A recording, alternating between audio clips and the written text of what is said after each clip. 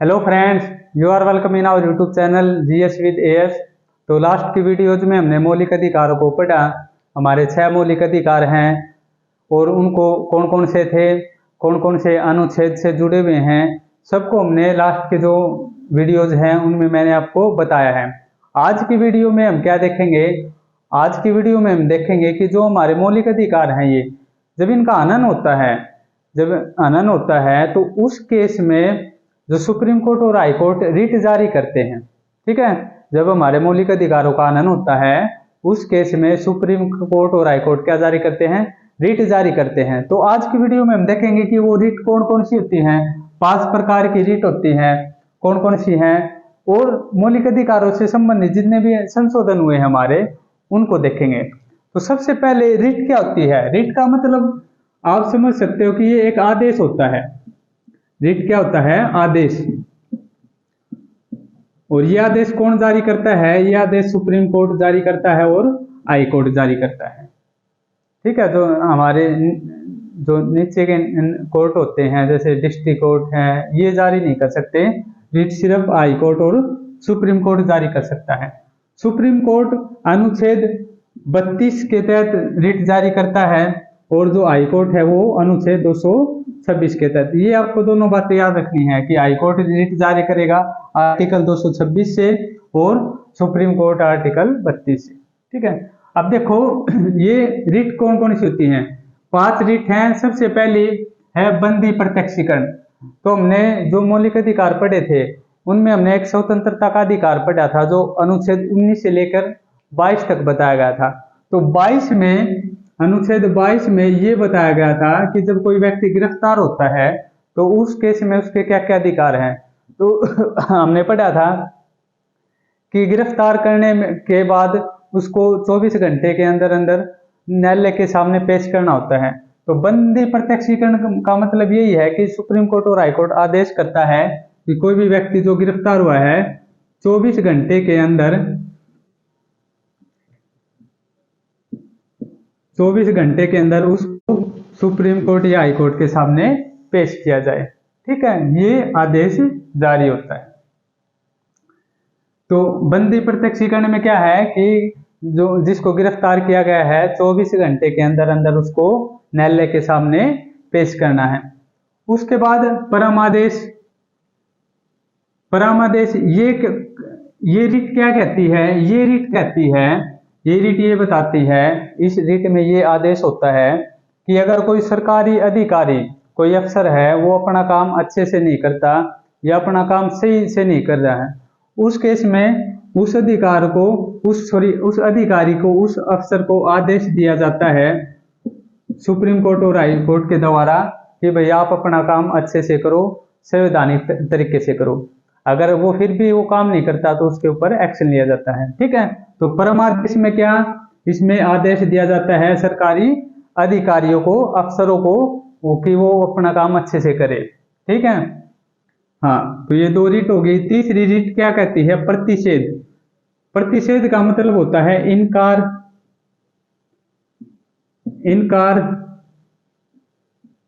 या मना करना। तो इसमें ये जो प्रतिषेध है, इसमें जो ऊपर का न्यायालय होता है, जो अपर कोर्ट होता है, वो लोअर कोर्ट को किसी भी केस के लिए मना करेगा। जैसे कि सुप्रीम कोर्ट हाई कोर्ट को और हाई कोर्ट डिस्ट्रिक्ट कोर्ट को। जैसे सुप्रीम कोर्ट किसी भी केस के लिए जो केस हाई कोर्ट के अधिकार क्षेत्र में नहीं आता है, उसके लिए सुप्रीम कोर्ट हाई कोर्ट को आदेश दे सकता है कि भाई आप इस केस को नहीं देखोगे। ठीक है, आप इस केस को नहीं देखोगे, इस केस की आप सुनवाई नहीं कर सकते। उसी तरह से जो हाई कोर्ट है वो डिस्ट्रिक्ट कोर्ट को ये आदेश दे सकता है कि भाई ये केस, कोई भी स्पेशल केस है, ये केस आपके अधिकार क्षेत्र में नहीं आता, आप इस पे सुनवाई नहीं कर सकते। तो इसमें क्या होता है? प्रतिषेध में जो ऊपर के न्यायालय होते हैं, अपर कोर्ट होते हैं, वो लोअर कोर्ट को, नीचे के जो न्यायालय होते हैं उनको आदेश देते हैं कि आप ये जो केस है इनकी सुनवाई ना करें। ठीक है, तो किससे मना किया जाता है? सुनवाई करने से। किसकी सुनवाई? केस की सुनवाई। और कहां पर? अपने से नीचे वाले, जो नीचे के न्यायालय है उनमें। ठीक है।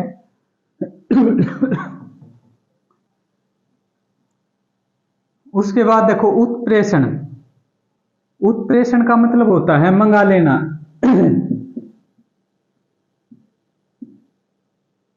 मंगा लेना। ये भी क्या होता है? ये भी जो अपर कोर्ट होता है वो अपर कोर्ट लोअर कोर्ट को भेजेगा, सुप्रीम कोर्ट हाई कोर्ट को, और हाई कोर्ट डिस्ट्रिक्ट कोर्ट को। जैसे कि supreme court sorry high court किसी मामले की सुनवाई कर रहा है तो सुप्रीम कोर्ट को ऐसा लगता है कि ये जो मामला है ये काफी टाइम से लंबित चला हुआ है, कई साल हो गए हैं, ये लंबित मामला है। कैसा मामला है? लंबित। कोई लंबित मुकदमा है, उस लंबित मुकदमे को जो ऊपर का कोर्ट है वो नीचे वाले कोर्ट से अपने पास मंगा सकता है। जैसे कि कोई लंबित मुकदमा है डिस्ट्रिक्ट कोर्ट में, तो हाई कोर्ट डिस्ट्रिक्ट कोर्ट से अपने पास मंगा लेगा कि भाई ये काफी टाइम हो गया है, आपने इस पे सुनवाई नहीं की है, इसका समाधान नहीं किया है, आप इस केस को हमारे पास भेजो। इसी तरह से जो सुप्रीम कोर्ट है वो हाई कोर्ट से मंगा सकता है कि कोई मामला हाई कोर्ट में चला हुआ है, काफी टाइम हो गया, वो लंबित मामला है, तो सुप्रीम कोर्ट उसको मंगा सकता है कि भाई काफी टाइम लगा दिया है आपने इसमें, और आप ये मामला, ये केस है, ये मुकदमा है, तो हमारे पास भेजो। ठीक है। तो ये रीट क्या कहती है? ये रीट कहती है कि जो अपर कोर्ट है वो लोअर कोर्ट से कोई भी मुकदमा जो लंबित पड़ा हुआ है उसको मंगा सकता है। तो ये दोनों लगभग एक जैसे हैं। ठीक है। उसके बाद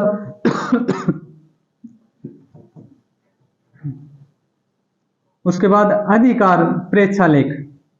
ये कौन सी रीट है? ये रीट क्या कहती है? ये रीट कहती है कि कोई भी भारत के अंदर कोई भी व्यक्ति गैर कानूनी तरीके से या असंवैधानिक तरीके से किसी भी पद पर बैठ जाता है, किसी पोस्ट पर वो, या किसी नौकरी पर चला जाता है, या किसी पद पर चला जाता है, तो जो कोर्ट है वो रीट जारी करते हैं कि भाई आप जो इस पद पे हो ये किस अधिकार से आए हो, क्या आपका अधिकार है इस पद पर आने के लिए, क्या आप योग्य हो। तो वो एक नोटिस भेजता है उस अधिकारी के पास। ठीक है। और फिर वो जो अधिकारी होता है वो रिटर्न में भेजेगा कि मैं इसके योग्य हूं। अगर वो अधिकारी योग्य रहेगा तो उसको रहने दिया जाता है, अगर वो अधिकारी योग्य नहीं होता तो उस पद से उसको हटा दिया जाता है। ठीक है। उस पद से उसको हटा दिया जाता है। तो इस रीट में क्या होता है कि किसी भी अधिकारी के पास जो कोई भी ऐसा अधिकारी जो गैर कानूनी तरीके से किसी पद पे बैठा है, या जो सुप्रीम कोर्ट है, हाई कोर्ट है, वो पूछ सकती है किसी भी अधिकारी से कि भाई आप किस अधिकार से इस पद पे बैठे हो। ठीक है। और फिर उसको लिखित में वो देना पड़ता है। तो ये 5 तरह की रीट है जो मैंने आपको बताई हैं। अब इसके बाद यहाँ पे कुछ केस हैं, जो केस मैंने लिखे हुए हैं, ये सब मौलिक अधिकारों से संबंधित है। तो सबसे जो पहला केस आता है हमारे संविधान बनने के बाद 1951 में, शंकरी प्रसाद वर्सेस संघवाद। भारत सरकार और शंकरी प्रसाद के बीच में एक केस था 1951 में। और इस केस में जज थे, उन्होंने क्या उन्होंने क्या डिसीजन दिया? उन्होंने डिसीजन दिया कि संसद है वो मौलिक अधिकारों में संशोधन कर सकती है। तो देखो, कानून बनाने का अधिकार किसके पास है हमारे देश में? संसद के पास। तो इस केस में जो कोर्ट ने ये आदेश दिया कि जो संसद है ये किसी भी भाग में या मौलिक अधिकारों में संशोधन कर सकती है। ठीक है। उसके बाद जो दूसरा केस आता है, आपको ऐसे, एक तो आपको डेट याद रखनी है और इनके नाम याद रखने हैं। शंकरी प्रसाद वर्सेस संघवाद 1951। एग्जाम में पीसीएस में कैसे आते हैं क्वेश्चन? पीसीएस में आएंगे अरेंज करने, ये दे देगा, उसके बाद फिर कि भाई आप असेंडिंग ऑर्डर में या इसको डेट वाइज लगाओ। ठीक है। ये डेट नहीं दी जाती, आपको सीधे केस दिए जाते हैं। जैसे शंकरी प्रसाद बनाम संघवाद, फिर गोलकनाथ बनाम पंजाबवाद, ऐसे आपको केस दिए जाएंगे और वो आपको अरेंज करने होंगे डेट के अकॉर्डिंग। ठीक है, तो शंकरी प्रसाद बनाम संघवाद 1951 में क्या डिसीजन आया? कोर्ट का डिसीजन आया कि जो हमारी संसद है वो मौलिक अधिकारों में संशोधन कर सकती है। और संशोधन कौन से अनुच्छेद में आता है? अनुच्छेद 368। ठीक है, संशोधन कौन से अनुच्छेद में आता है? 368 में। उसके बाद गोलकनाथ बनाम पंजाबवाद, ये 1967 का मामला है और इसमें न्यायालय ने क्या डिसीजन दिया? इसमें न्यायालय ने, कोर्ट ने डिसीजन दिया कि संसद मौलिक अधिकारों को कम नहीं कर सकती। पहले में 1951 में बताया कि जो संसद है मौलिक अधिकारों में संशोधन कर सकती है, लेकिन इसमें बताया कि मौलिक अधिकारों को कम नहीं कर सकती। उसके बाद केशवानंद भारती बनाम केरल राज्यवाद 1973, ये एक केस बहुत इंपॉर्टेंट है और बहुत सारे एग्जाम में पूछा जाता है, क्योंकि इस केस से क्या हुआ? इससे मूल ढांचे का सिद्धांत आता है। मूल ढांचे से मतलब क्या है? इसमें बताया गया ये 13 जजों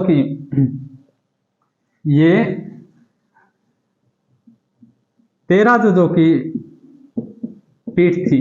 ये भारत में अब तक की सबसे बड़ी पीठ थी।